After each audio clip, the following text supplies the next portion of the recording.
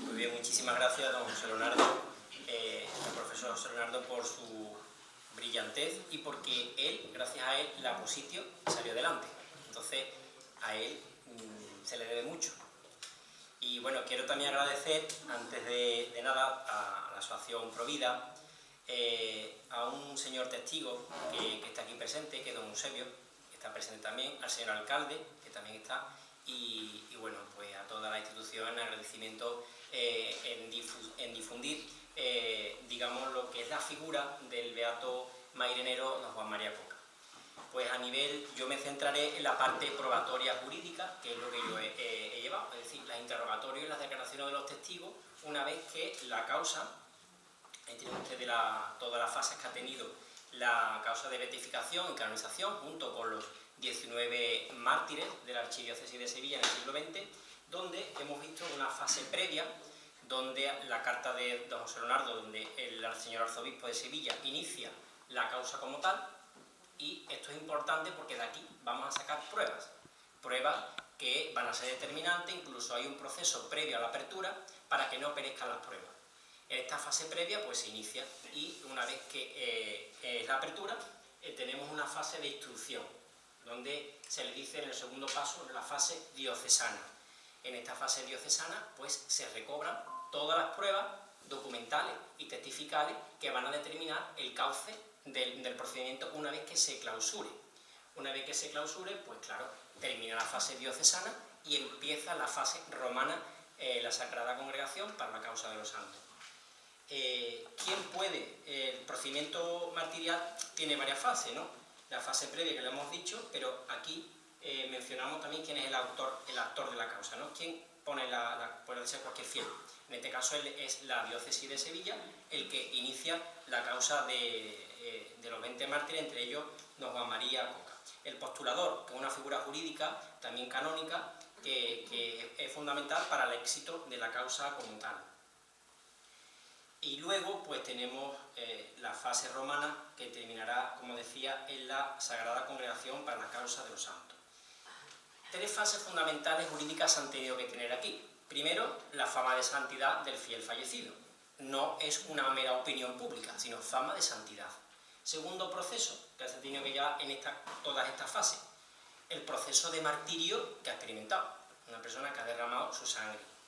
Y tercera fase, que lo veremos, los actos que han podido probar su obra. No todos los mártires han podido probar las obras, tanto testificales como documentales. En este sentido, es fundamental hablar, después veremos esto, de la fama de santidad. El primer punto, si no hay fama de santidad, la Iglesia no valora las causas de beatificación si no es por esa fama de santidad, ya sea constante o difundida en varios lugares, como puede ser Hora del Río, Mairena del Alcor, o la Archidiócesis, o los destinos que ha tenido, en este caso, don Juan María Coca. En la presente causa, la fase de instrucción, la fase diocesana, que os decía, se ha aplicado estrictamente lo establecido en el Catecismo de la Iglesia Católica, que considera el martirio como un supremo testimonio de la verdad de fe y doctrina que profesa. En distintos documentos del magisterio jurídico, como puede ser el decreto agente del Concilio Vaticano II, en el capítulo segundo dice así, que el ejemplo de su vida, el testimonio de su palabra, la fortaleza, son fundamentales para que sean supremos testigos de la fe de la Iglesia. Por lo tanto, don Juan María, de momento, en la biografía que hemos comentado, ha ido cubriendo todos estos requisitos que han sido necesarios. Luego, la relevancia que para el mártir cristiano es que da supremo testimonio de la fe y encuentra en sus raíces tanto en el Nuevo como en el Antiguo Testamento, en la tradición de la Iglesia y en su magisterio.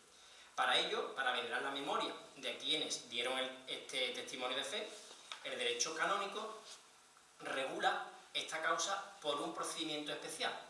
Es decir, no es un proceso que se lleve por una causa normal, sino que el canon 1403 nos deriva que las causas de los santos se rigen por una ley especial, que en este caso van a ser distintos documentos importantes que se han tenido en cuenta.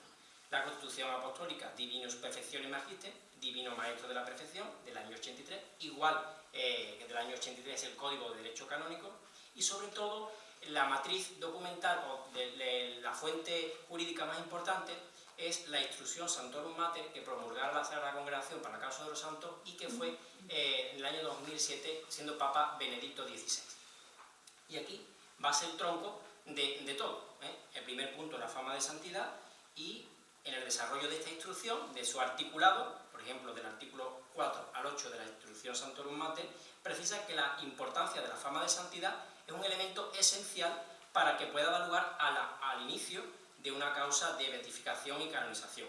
En concreto, el artículo 7 de esta instrucción establece que el obispo diocesano o eparquial debe comprobar esta fama correspondiendo al postulador la recogida de documentación de esta fama de santidad. Podemos decir que la fama santitatis o fama de santidad, también como vox populi dei, tiene sustancia teológica y suficiente fundamento para la canonización. Su importancia radica en captar probatoriamente el sensus fidei, que es el sentido de la fe del pueblo de Dios, sin reducirlo, como decía, a una mera opinión pública. En esta parte de la instrucción, ya en el apartado quinto, habla de la instrucción en las pruebas testificales de un proceso de beatificación y canonización que es obligatorio hacerlo, es preceptivo para que la causa llegue a su fin. Sin embargo, esta disposición presenta dificultades al interrogar testigos que pueden ser ancianos, como en nuestro caso, o personas enfermas, que deben haber pasado al menos 5 años, dice, desde la muerte del siervo de Dios para iniciar una causa. Nosotros hemos pasado más de 80 años en poder tomar estas pruebas. Para evitar que estas pruebas desaparecieran, pues se sugieren dos soluciones. Jurídicamente, la redacción de declaraciones a perpetuam re memoriam, para la perpetua memoria del asunto, que tenemos del año 38 y 42 algunas, y después, antes de la constitución de un tribunal, y la segunda opción, la posibilidad de que los testigos sean interrogados por un tribunal una vez constituido antes de recoger las pruebas documentales. Es decir, que se adelanta la prueba testifical antes de la documentación. En el caso de Juan María Coca, hemos tenido la suerte de tener aproximadamente unas 10 interrogatorios, sobre todo personas de Lola del Río, que han conocido de forma directa a don Juan María, o bien de oída, pero de forma muy directa, sobre todo familiares, y la familia de don Juan María Coca, que también ha declarado. Entonces, pues hubo personas que ya han muerto todas, que se le tomaron las declaraciones en 2014, 2015, pues que han sido relevantes para trasladar toda su biografía y toda la fama de santidad, que es un requisito sine qua non para establecer el inicio de esta causa de beatificación. Por otro lado, en la instrucción, que es la fase diocesana que ha tenido lugar en la Archidiócesis de Sevilla, la importancia de los interrogatorios que deben ser redactados por el promotor de justicia, que para que ustedes nos puedan entender, se constituye un tribunal donde hay distintas partes que lo componen, e incluso don José Leonardo perteneció a la Comisión Histórica y Archivística, pues hay un promotor de justicia, hay un notario actuario, hay un postulador, y después de redactar toda la positio van a recibir votos de censores, ¿no?, en la Santa Sede. Pero aquí es importante destacar que en la causa de Juan María Coca estamos ante una causa antigua o histórica, de los cuales estamos hablando del año 36. Cuando se inicia la causa, pues claro, ya han pasado más de 80 años para determinar testigos directos. Gracias a Dios hubo de Juan María Coca. Personas de Lola del Río pues declararon a su favor. Luego pondremos en qué consistieron estas declaraciones o qué preguntas se hicieron a estos testigos. Bueno, una segunda parte importante es el análisis del proceso de martirio, ¿no? ¿Cómo vivió don Juan María Coca su fase martirial? Pues aquí hay que destacar que es elemento claro, si murió por la fe o murió por otras circunstancias. En este caso queda claro que la prueba es la disposición del mártir hasta la muerte, en la muerte misma y de la muerte como manifestación de su perseverancia y voluntad de aceptación del martirio, que será determinante para desenvolver este tipo de proceso. Hay que tener en cuenta que para llevar a cabo la actividad probatoria, en estos casos hace falta testigos que declaren en el momento de la muerte del siervo de Dios. Sin embargo, el mismo hecho de la muerte violenta, como el hallazgo de un cadáver con las señales de martirio, frecuentes heridas de arma de fuego, como el caso de Juan María Coca, puede inferir razonablemente en el que el beato fue precisamente que no renegó de su fe como condición de sacerdote y que ya en este caso no quiso salvar su vida, sino que fue como Cordero al Matadero y dio su vida a imitación de Cristo, ¿no? Por eso la muerte es ya de por sí un indicio de la perseverancia en el caso del beato Juan María Coca. Por otro lado, hay que tener en cuenta la importancia de la aceptación de muerte que tuvo él, de la muerte en testimonio fide, ¿no? Como testimonio de fe. Al respecto, en el cual Benedicto XI dice que afirmaba que la óptima voluntariedad del actual beato es de aceptar la muerte por amor a la fe. Y este matiz es importante. ¿Por qué? Para los efectos de que ahora se trata, bastará alcanzar el ex ati e probati de registro y evidencia, de tener una certeza moral de que la voluntad manifestada por el beato, en este caso, es la aceptación del martirio.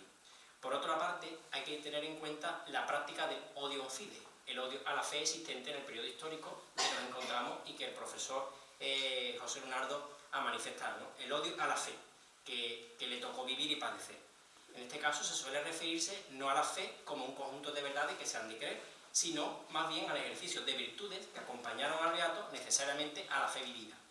De modo que teológicamente podemos decir que este acto heroico de entrega de la propia vida hace que el beato se configure de una manera especial con Cristo, el cual voluntariamente entregó su vida por nosotros y se dejó conducir a la muerte como oveja llevada al matadero, dejándonos a nosotros un testimonio para seguir, en este caso, su huella, ¿no?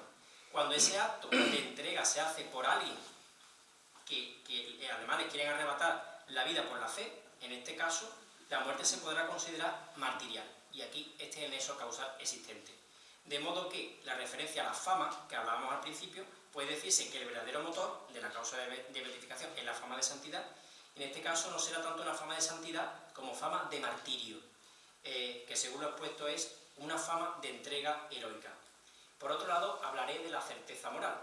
Una vez que se han recogido todas las pruebas, todas las declaraciones, se trata de una fase de la certeza moral objetiva de que todas las actas del proceso nos lleven claramente a una valoración libre de configurar o no con todas las pruebas si verdaderamente don Juan María Coca tuvo fama de martirio. Y aquí, pues, la fase tanto diocesana como la fase romana tuvo valor todas las pruebas y tanto la prueba documental como todos los interrogatorios que se realizan bajo juramento y que definieron en este caso al beato, llegó a decretar el Papa pues su beatificación. ¿Cuántos interrogatorios se recogieron en la causa? Pues en la causa general de los 20 mártires más de 150.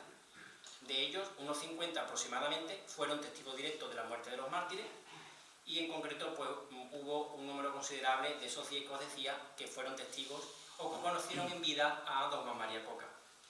En este caso, la presente causa ha sido posible probar este martirio mediante las declaraciones orales de testigos directos y teniendo en cuenta que la instrucción se fundamenta prioritariamente en estos interrogatorios de los testigos, aunque siempre hayan de recogerse pruebas documentales, como veremos ahora. Y en varios casos, la existencia clara y evidente de la fama signorum que os decía.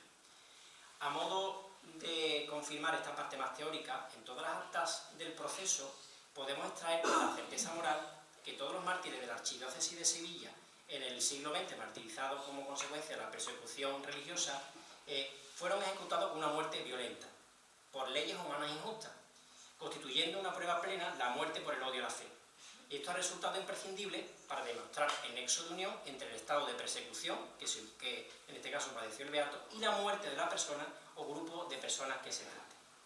Vamos a pasar a ver, aquí que los he traído a ustedes, una documentación probatoria de la persecución religiosa de la Archidiócesis de Sevilla de 1938, donde habla concretamente de la muerte de don Juan María, ¿no? Que viene también, recoge el certificado de defunción del registro civil, que se fecha el 23 de noviembre del 36, sacerdote soltero de 50 años, que falleció en esta villa, Lora del Río, donde fue sepultado en uno de los días que mediaron desde los 22 de julio hasta el 7 de agosto, a consecuencia de haber sido asesinado por las turbas marxistas.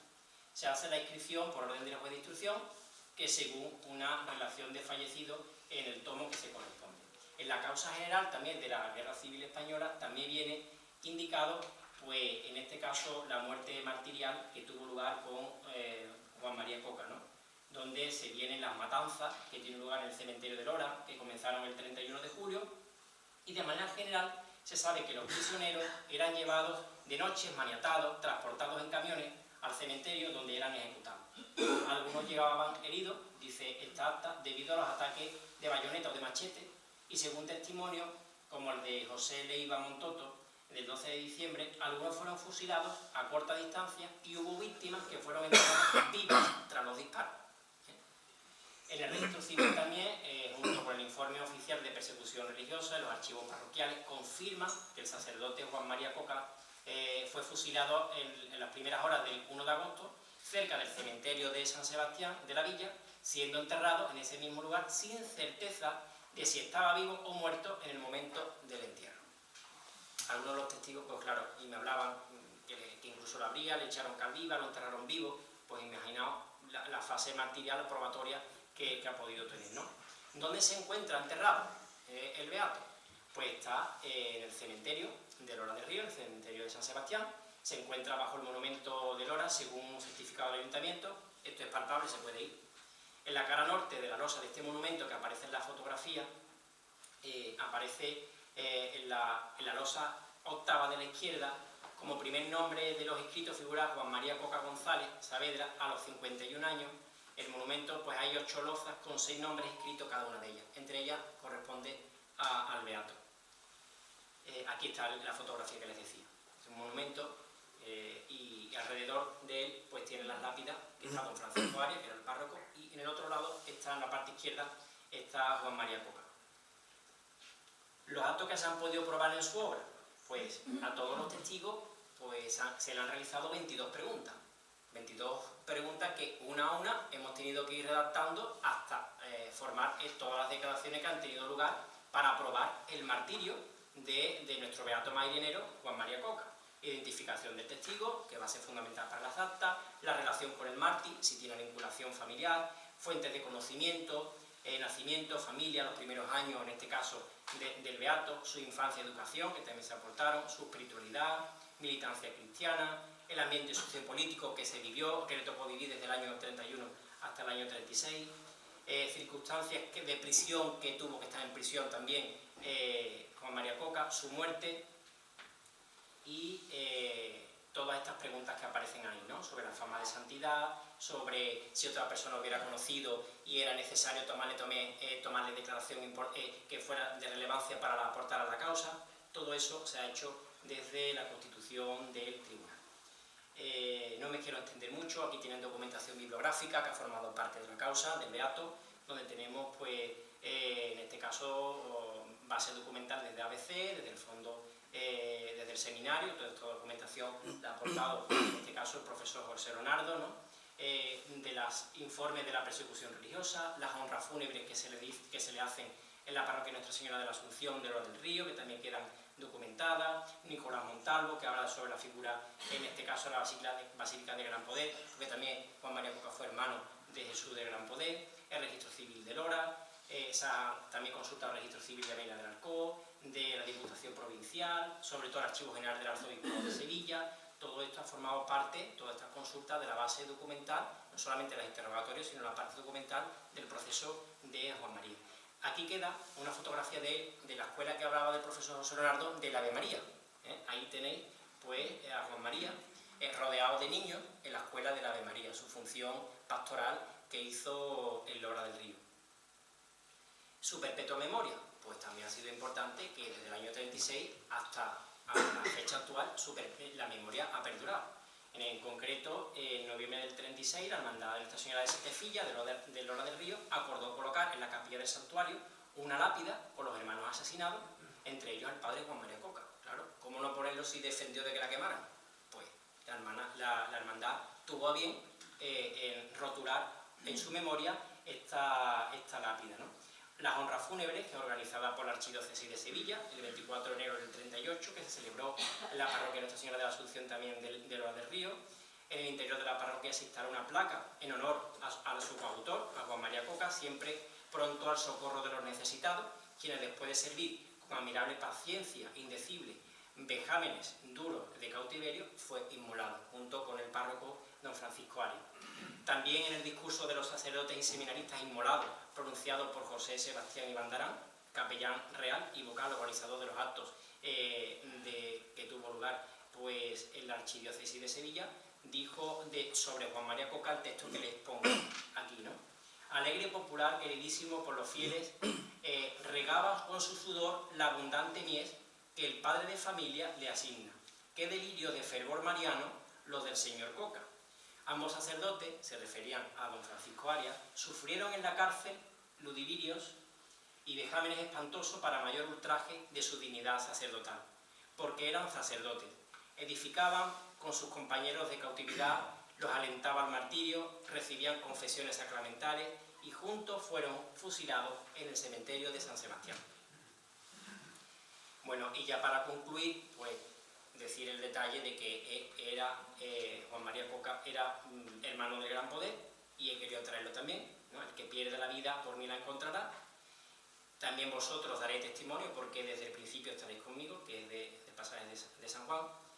Y aquí tenéis pues la oración que está aquí presente también, la delegada episcopal para la causa de los santos, que también agradezco su participación en esta jornada y la vamos a repartir para que la tengan ustedes, ¿no? Y aquí tenéis pues, al principio se puso una imagen que fue el inicio del proceso hasta llegar a esta imagen de oración que fue la que se puso en su beatificación en noviembre del pasado año 2023. Pues nada más, muchísimas gracias por vuestra paciencia y encantado de estar con ustedes.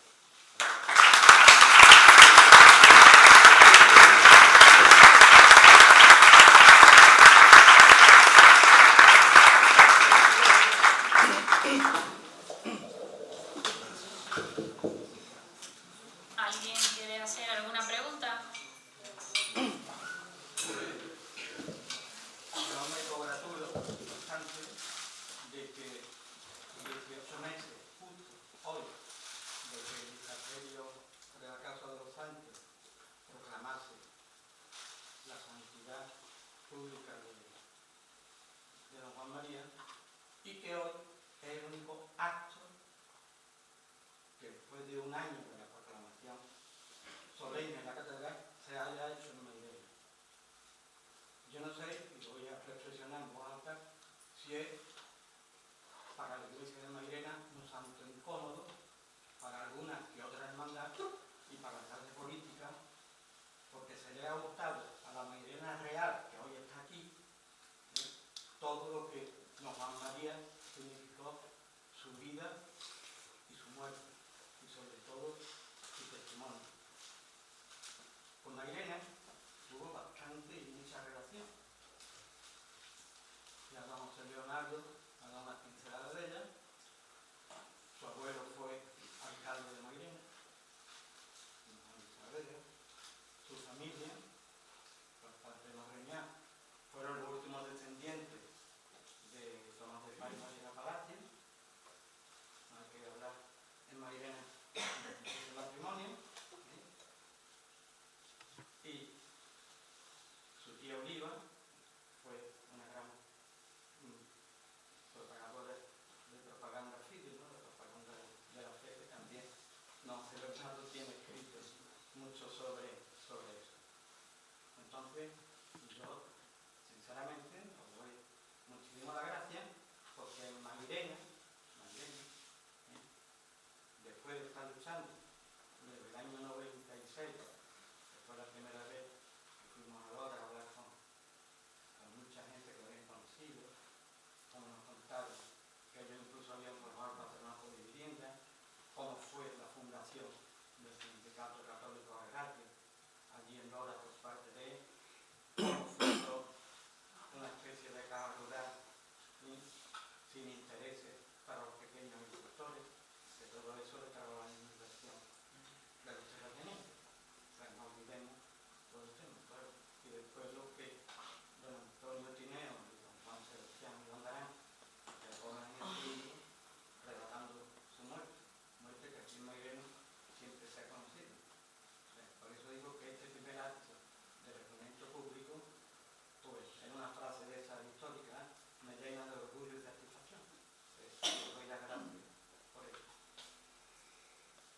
pero hemos empezado ya, es decir, ya por lo menos ha habido un acto, ¿no? Entonces, vamos a ver las cosas siempre en positivo y demás, o sea que a partir de ahora, en algunas publicaciones de Mairena se han recogido alguna referencia a él también, ¿no? Pero bueno, lo importante es empezar, ¿no? Y poco a poco, es decir, bueno, peor sería que a todo el mundo, yo siempre procuro ver las cosas así, peor hubiera sido que al principio todo el mundo se hubiera metido, ¿no? Y como esa lluvia torrencial que arrastra la tierra, ¿no? Estamos empezando poco a poco, eso va a ir mojando poco a poco el campo, que es el agua buena, y bueno, para el campo y para todo, y vamos a ver de aquí adelante cómo van transcurriendo las cosas, por ser positivos, ¿no? Que es lo que debemos de sacar de esta reunión. Ser conscientes de lo que ocurre, pero sobre todo, bueno, de mirar hacia el frente y ir mejorando la situación. ¿Más preguntas que tengan? Algo que podamos aclarar y que ustedes no sepan? Bueno, yo en primer lugar quería agradecer la presencia de los dos conferenciantes. Nos ha aclarado muchísimas cosas. Es sorprendente que somos maireneros, viene alguien de fuera y nos habla de un mairenero, que a mí eso me encanta, me encanta. Pero sobre todo agradecer por el mérito que tiene de haber asistido, haber preparado todas estas cosas y sobre todo lo que le he dicho antes a José Leonardo, que es que le hemos estropeado hoy su celebración en su parroquia, que su parroquia es San Juan Pablo II y hoy precisamente tenía la celebración del día de San Juan Pablo II, que ha ido el obispo don Ramón Valdivia a celebrarlo. Entonces, bueno, ha preferido venir con nosotros, lo cual me llena de orgullo y yo en realidad se lo agradezco muchísimo. Y una pregunta que sí tenía en la cabeza cuando estaba hablando del proceso de beatificación. O sea, la figura esa del... ¿cómo es esto? ¿Verdad? El que se opone a... El abogado del diablo. ¿Esto existe o es película o existe? Ah, vale, vale. No, yo... Es decir, cuando eso lo cuento yo, lo puedo contar yo, es decir, cuando se termina la causa, se cierra la causa diocesana y se prepara la posición, una vez elaborada la posición, empiezan los censores. Las dos comisiones, la comisión primero de historiadores y luego la comisión de teólogos, ¿no? Entonces, la posición no está cerrada como quien dice, aunque igual María del Monte, que sabe más de esto, yo veo los papeles, pero luego la parte legal la entienden otros. Yo bastante tengo con saber lo mío, como digo, ¿no? Pero hasta que la comisión de historiadores no se pronuncia, no se encuaderna la posición. Es decir, la comisión de historiadores, que fueron 6, algunos españoles y otros extranjeros, sobre todo y cada uno de ellos hicieron una valoración y votaron si le parecía bien o ponían objeciones. Si ponían objeciones, de momento escriben al postulador diocesano, que se pone en contacto con la diócesis, y entonces se le responde, y si le alega a las alegaciones que hacen, se le da respuesta. Cuando... ¿Cómo? Sí, eso es la parte, ¿cómo se llama legalmente? Yo digo lo que hubo que hacer en ese momento. Y entonces, cuando terminan la fase de los historiadores y se emite el voto, que aparece detrás de cada uno de ellos, ese cuadernillo se inserta a la posición y se encuaderna, y la posición es pública, es decir, que está distribuida en distintas bibliotecas del país, porque por lo menos en nuestro caso se nos pidió que estuviera en centros de investigación y así se hizo, ¿no? Luego, una vez que ha terminado eso, pasa a los otros abogados del diablo, que son los teólogos. Y entonces, esa valoración realmente nosotros no la conocemos, pero sí conocemos, es decir, aquellas cosas que nos pidieron de determinada gente. Sobre todo, fueron muy puntillosos en los temas políticos, en aclarar determinados aspectos, y hasta el último momento se estuvo intercambiando información con Roma, y entonces ya se clausura la comisión de teólogos, y entonces pasa a la votación de los cardenales, que son los que finalmente proponen a... Tú me corriges si me estoy equivocando. El Papa es quien realmente firma la bula. Tal como yo lo he vivido, porque yo sí, al estar en la posición, he visto todo ese procedimiento. Lo peor de Roma es que quiere las cosas para ayer. Fíjese que la Iglesia es eterna, ¿no? Pues cuando pide una cosa parece que la está pidiendo, tiene que estar ya. Y eso, a los que somos lentos, y yo soy una persona muy lenta, que hago las cosas, tengo que pensarla y meditarla, me suele poner bastante nervioso cuando hay que hacer todas estas cosas. En el caso de Juan María Coca no hubo ningún problema.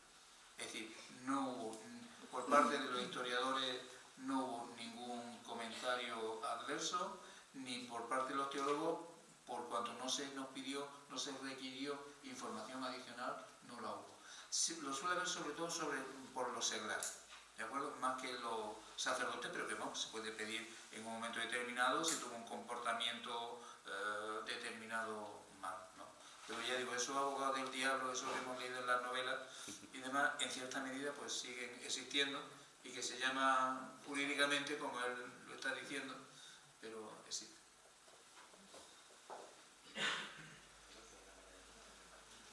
Bueno, tú vas a repartir, ¿no? La delegada para la causa... ¿La has leído?